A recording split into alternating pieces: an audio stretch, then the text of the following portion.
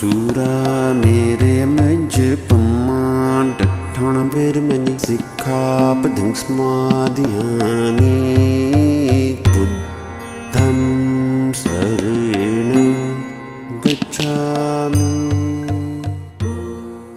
समन संग क्या क्या काम करता है, ये सवाल बार बार संघियों के बीच में आता है और इसका जवाब बहुत साधारण है। मनुष्य के अंदर, मनुष्य के द्वारा, मनुष्य के लिए जितने भी कार्य एक मनुष्य करता है, अच्छे कार्य करता है, उन सभी समासम कार्यों में समन संघ की हिस्सेदारी, भागीदारी, सहभागिता सब उसके अंदर होती है। यानी वो सारे काम करता है जो एक मनुष्य के द्वारा अच्छे समासम कार्य किए जाते हैं। मनुष्य अपने किसी समस्या के लिए, कोई जानकारी के लिए दूसरे मनुष्यों पर निर्भर रहता है। ऐसे मनुष्य जो ज़्यादा जानकार हैं या जीवन को अच्छी तरह समझ गए हैं या जीवन में शांति, समृद्धि, सुख लेके आ चुके हैं या उसका रास्ता जान गए हैं, ऐसे लोगों को सारे लोग नमन भी करते हैं और सारे लोग उनसे सलाह और मशवरा भी करते हैं और उनकी बात में चलते भी हैं। ऐसे लोगों को आचार्यों, आचार्य, संत, प्रधान, बहुत सारे नामों से, बहुत सारे तरीक़ों से हम बोलते हैं। गुरु भी बोलते हैं, शिक्षक भी बोलते हैं। ये सारे के सारे नाम चलते हैं। समन संघ के अंदर समन संहति का एक भाग है जो संहति के बारे में, संस्कृति के बारे में, सभ्यता के बारे में बहुत तेज़ी से काम कर रहा है और बता रहा है कि क्या समस्याएं हैं, क्या समाधान है, क्या संहति है, क्या उसके रूप हैं, क्या रंग है, धीरे धीरे निकल के बाहर आ रहे हैं। तो सवाल करते हैं हमारे लोग समन संघियों से, और आगे भी सवाल आएगा। समन संखार समिति जो समन संघ का हिस्सा है और इंडिपेंडेंट है, वो समन संत क्यों बना रही है, समन संतों का अनुमोदन क्यों कर रही है, क्यों सारे समन संघी भारत में फिर संतों को मान्यता देने के लिए आगे आ रहे हैं।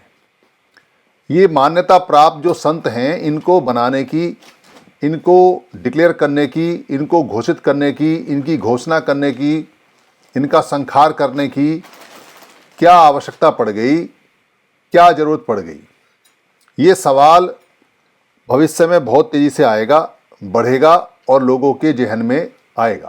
कारण सभी जितने भी समण लोग हैं, उनका कोई ना कोई आचार्य, आचार्य, टीचर, शिक्षक, गुरु, शिक्षक, कोई ना कोई उनका संत, कोई ना कोई उनका रहबर उनके पास अधिकतर है। और कोई जीवित नहीं है तो जो जीवन की, जिनके जीवन समाप्त हो चुके हैं, उनकी वाणी से, उनकी किताबों से, उनकी जानकारी से, उनके आश्रमों से या उनके चेलों के द्वारा भी कहीं ना कहीं कोई ना कोई बंधा हुआ है ही। तो फिर ये समन संतों की परंपरा दोबारा से क्यों और किस लिए आवश्यकता है, ये सवाल पूछेगा। और जब ये सवाल पूछेगा तो समन संघियों के पास इसका माकूल और सही समय के हिसाब से जवाब होना बहुत ज़रूरी है, और एक ही जवाब होना चाहिए उनके पास। इस सवाल को पूछने के बाद हम सबसे पहले सामने वाले से एक सवाल करते हैं कि आप क्या किसी गुरु को, किसी शिक्षक को, किसी संत को, किसी मान्यता प्राप्त व्यक्ति को, जीवित को या मरे हुए को मानते हैं, या उनके आश्रम में उनकी जगह जाते हैं, या कोई आपका रहबर, आपका कोई उपास्य है? अगर उसका ऐसा है और वो उसको मानता जानता है, तो फिर उससे अगला सवाल करना चाहिए, तो क्या आप किसी और के यहाँ भी जाते हैं अपने गुरु को छोड़ के, अपने आचार्य को छोड़ के, अपनी मान्यता को छोड़ के, अपने मठ और आश्रम को छोड़ के? क्या किसी दूसरे के बारे में कोई जानकारी है? अगर नहीं मानता है तो बात ही खत्म हो गई, उसको कोई आवश्यकता भी नहीं है। और अगर मानता है तो ये सवाल बनता है, फिर उससे ये पूछना चाहिए कि क्या जितने भी संत, जितने भी गुरु, जितने भी आचार्य हैं, टीचर हैं, शिक्षक हैं, जीवित या मरे हुए, क्या उनके अलग अलग कार्यक्रम चलते हैं? और वो कार्यक्रम जो अलग अलग चलते हैं, क्या उनका कभी कोई सामूहिक कार्यक्रम होता है? फिर उससे पूछना चाहिए कि वो जो लोग जितने भी वहाँ जा रहे हैं, क्या उनमें अधिकतर संख्या श्रमणों की है? फिर उससे पूछना चाहिए, क्या वमणों के कार्यक्रम में आपकी भागीदारी मंच पर उपदेशक के रूप में, ज्ञानी के रूप में, गुरु के रूप में कहीं है, या आप खाली नीचे श्रोता हैं, सुनने वाले हैं, लेबर हैं, दान देने वाले हैं, चंदा देने वाले हैं, दरी बिछाने वाले हैं, खाना बनाने वाले हैं, खाना पकाने वाले हैं, सब्जी काटने वाले हैं, या सड़क पे खड़े होकर ट्रैफिक का संचालन करने वाले हैं? या यही आपकी स्थिति है कि बस आपको गुरु का दर्शन हो गया और बाकी काम आप सेवा का करते हैं? क्या आप जहाँ जहाँ जाते हैं वहाँ आपको सिर्फ यही सिखाया जाता है कि गुरु सर्वोपरि है और सेवा करना ही परम धर्म है, और सेवा जो करेगा उसको सारे सुख प्राप्त होंगे, सेवा में ही ईश्वर है, सेवा में ही भगवान है, ऐसा आपको बताया गया है? अधिकतर लोग जाने वाले इस बात को यस करेंगे, यस, हाँ जी ऐसा ही है। इन अधिकतर जाने वाले लोगों में बहुत सारे लोग ऐसे हैं जिनमें जिस गुरु को वो मानते हैं, जिस मान्यता को मानते हैं, उससे भी ज़्यादा गुण हैं। उसमें मानवता के, उसमें संत बनने के, उसमें संतों की तरह वाणी के, उसमें सच्चाई के, उसके शुद्धता के बहुत ऊंचे गुण हैं, बहुत ऊंचे मानदंड हैं, पर वो समण हैं। समण हैं इसलिए ऊंचे पायदान या उनको बताने के लिए, या वहाँ ऊपर स्थापित होने के लिए, या उनको गुरु की उपाधि होने के लिए, या उनको आचार्य टीचर की या मान्यवर की उपाधि होने के लिए कोई नहीं आने वाला, और कोई उनको देने वाला भी नहीं है। अधिकतर जो समण हैं वो सिर्फ पैरों को छूने के लिए, पैरों में बैठने के लिए, सेवादार सेवा करने के लिए, खाना पकाने के लिए, सब्जी काटने के लिए, झाड़ू लगाने के लिए, दरी लगाने के लिए, टेंट लगाने के लिए, गुरुजी के आगे पीछे जय जयकार करने के लिए, झूठन छूटन खाने के लिए, यही काम के हैं। ये सच्चाई है, इसको कोई स्वीकार नहीं करेगा, क्योंकि अपनी कमी कौन स्वीकार करता है? आपसे लड़ सकता है, आपसे भिड़ सकता है, कह सकता है ऐसा नहीं है, ऐसा नहीं है, पर स्थिति इससे ऊपर है नहीं कहीं भी। इतने सारे हमारे लोग हैं जिनमें संतों के गुण हैं, पर उनको कोई संत की मान्यता देने को तैयार नहीं है, उनको कोई संत साहब कहने को तैयार नहीं है, उनको कोई गुरुजी कहने को तैयार नहीं है, कोई गुरुजी मानने को तैयार भी नहीं है, जबकि वो इतनी शुद्ध, इतनी सादा, इतनी सिंपल, इतनी सम्मा बात करते हैं जिसका कहीं कोई तोड़ नहीं है, कहीं कोई जवाब नहीं है। फिर उसे ये पूछना चाहिए कि क्या ये सारे के सारे जितने भी मठ, आश्रम, गुरु और जितने भी मठ चल रहे हैं, जितने भी आश्रम चल रहे हैं, जितने भी घर चल रहे हैं अलग अलग, क्या आपको लगता है कि भविष्य में कभी ये इकट्ठे होंगे? क्या आपको लगता है कि आप जिस गुरु की मान्यता को मानते हैं, उस गुरु की मान्यता को छोड़ के किन्हीं और गुरुओं की मान्यता या सारे गुरुओं की मान्यता के बारे में जानकारी हासिल करके एक साथ बैठेंगे, एक साथ आएंगे? फिर उसको पूछना चाहिए, क्या भविष्य में कभी ऐसी उम्मीद है? फिर उसको पूछना चाहिए कि वर्तमान में जो चल रहा है उसके हिसाब से सभी लोग अपना अपना पैसा इकट्ठा कर रहे हैं, चंदा इकट्ठा कर रहे हैं, दान ले रहे हैं, क्या वो दान कभी एक साथ इकट्ठा होने की उम्मीद है? ऐसा उसको पूछना चाहिए। जब आप ये सवाल उससे करोगे तो उसका दिमाग खुलता चला जाएगा। फिर उसको ये पूछना चाहिए, क्या संतों ने कभी ये कहा है कि संतों में मतभेद करना चाहिए? संतों के नाम पर अलग अलग बाड़े, अलग अलग दरबार, अलग अलग आश्रम, अलग अलग मठ बनाने चाहिए? क्या कभी संतों ने आपस में एक दूसरे की बुराई की है? क्या कभी किसी संत ने मरते समय भी ये कहा है कि किसी और संत को नहीं मानना, किसी और संत के यहाँ मत जाना, किसी और संत को मत देखना? क्या कभी किसी संत ने ये कहा है कि मैं बड़ा और बाकी संत छोटे? या बाकी संत बड़े और मैं छोटा, कभी ऐसा हुआ है? क्या कभी दो संतों में आपस में कोई लड़ाई, कोई मारपीट, कोई लठमार, कोई गाली गलौज हुई? क्या कभी दो संत आपस में कहीं पैसे के लिए, ठेले के लिए, वाणी के लिए लड़े? आप ये सवाल जब करोगे तो उसका बुद्धि खुलेगी, उसका दिमाग खुलेगा, अगर होगा तो। और अगर भक्त बन चुका होगा तो मामला खराब है, फिर तो मेहनत आपकी बेकार जाने वाली है। मगर फिर भी पत्थर पे पानी डालोगे, कुछ ना कुछ तो असर होगा ही, क्योंकि और कुछ नहीं तो कम से कम पत्थर ठंडा ही होगा। कोशिश करते रहने चाहिए, कोशिश करते रहने चाहिए। फिर उसको ये पूछना चाहिए कि मुझे एक बात बताओ, क्या कहीं कोई ऐसा कार्यक्रम है जहाँ सारे संत एक साथ बैठ सकें, सारे संत एक साथ आ सकें, सारे संतों की जो वाणी है, जो एक ही वाणी है, वो एक साथ एक मंच पे आ सके? और क्या कोई संत ऐसा है जो सारे संतों में, सारे आश्रमों में, सारे मठों में आराम से जा सके, आराम से आ सके, उनकी बात सुन सके और अपनी बात कह सके? क्या कोई संत, ऐसी परंपरा हमारे पास है? यहाँ वो कहेगा ना, ऐसी कोई संत परंपरा नहीं है।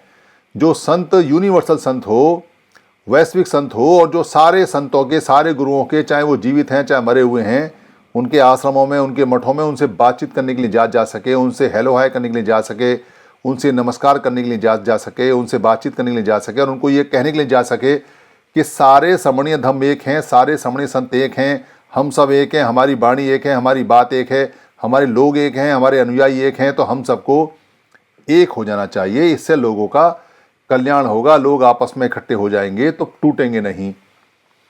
इसलिए संत बनाने की आवश्यकता है। यहां आप उसको ये कहेंगे, बस इसीलिए समण धर्म के, समणीय धर्म के, समण धर्म के, श्रमण धर्म के जितने भी लोग हैं जो इस काबिल हैं कि उनको समन संघ और समन संगी लोग मान्यता दे सकें कि ये संत हैं, और उनके व्यवहार, उनके चाल चलन उनको सिद्ध करे कि वो संत हैं, वो शांत हैं और वो बहुत अच्छे तरीके से अपना काम कर रहे हैं, तो वो कहीं भी आ सकते हैं, कहीं भी जा सकते हैं, कैसी भी वेशभूषा पहन सकते हैं। वो वाणी सबकी एक ही है, जितने संतों की वाणी है वही उनकी वाणी है, कोई अलग से मत नहीं है। समन्वय धर्म में जो व्यक्ति समन संत डिक्लेयर किया जाता है, या जिस व्यक्ति को समन संत की मान्यता मिलती है, उसके पास एक राइट होता है, अधिकार होता है कि वो भारत के जितने भी समणीय धर्म हैं उनके सारे समणीय गुरुओं के साथ बैठ सकता है, नाश्ता कर सकता है, खाना खा सकता है, बातचीत कर सकता है, उनके यहाँ रुक सकता है, उनके यहाँ आ सकता है, उनको नमस्कार कर सकता है, और वो लोग चाहें तो हमारे समणीय संत को नमस्कार कर सकते हैं।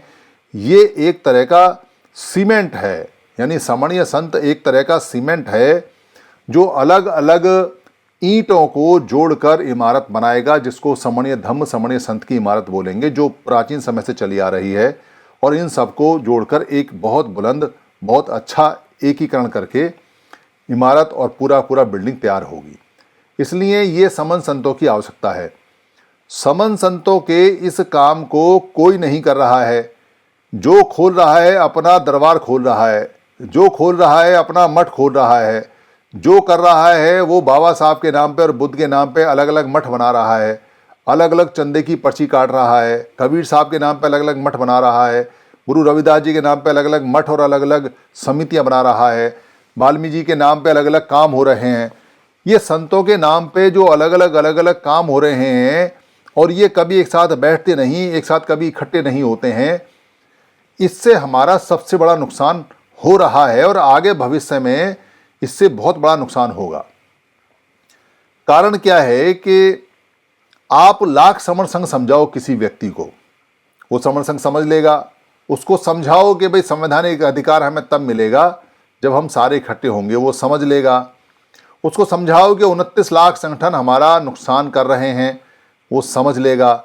और उसको अगर ये समझाओगे आप कि भाई तुम्हारे गुरु भी तुमको अलग कर रहे हैं और गुरु अलग अलग हो रहे हैं, तो चेले चेले भी अलग हो रहे हैं, तो वो नाराज हो जाएगा। वो कहेगा हमारे गुरु को ऐसा कह दिया। क्योंकि गुरु के साथ जो जुड़ा हुआ होता है व्यक्ति, वो दिमाग से नहीं जुड़ा होता, वो दिल से जुड़ा होता है। और दिल में जब पिन लगती है तो फिर दिमाग काम नहीं करता, फिर कहता है यार ये समन संघ वाले ना हमारे गुरु को ऐसा बोल दिए, हमको ये कह दिया कि ये गुरु भी अलग अलग हैं, और हमको ये कह दिया कि ये गुरु तो जो रहते हैं, इनके अलग अलग डेरे बने हुए हैं, मठ बने हुए हैं। यार सारी बात तो उनकी ठीक है, पर हमारे गुरु पे उंगली नहीं उठानी चाहिए थी। ये जो दिल से सोचने वाले लोग हैं, जिनके दिमाग काम नहीं करते गुरु के चक्कर में, भक्ति के चक्कर में, अपने किसी उपास्य के चक्कर में, उनको समझाना बहुत टेढ़ी खीर है, बहुत टेढ़ी खीर है। आप हर पागल को समझा सकते हो, पर जो किसी गुरु के चक्कर में पड़ जाए उसको समझाना बड़ा मुश्किल है। पता नहीं कैसा घोल के दिमाग में डाल देते हैं कि उसको बात वहाँ तक पहुँचती नहीं, समझ नहीं आती। तो क्या करना है? तो इसका एक ही तरीका है, पत्थर का जवाब पत्थर, ईंट का जवाब ईंट, लोहे का जो लोहा है वो लोहे से करता है, और कोई तरीका नहीं है। आपके जो समन संत हैं, जब आपके समन संत की मान्यता होगी और आप खुद समन संत के आगे हाथ जोड़ के खड़े होगे, तो सामने वाला व्यक्ति कहेगा, अरे जब सारे लोग इसको संत मानते हैं, मेरे वाले बाबा को तो कहीं कोई डिक्लेरेशन हुई नहीं, मेरे वाले गुरु को तो कहीं मान्यता प्राप्त हुई नहीं।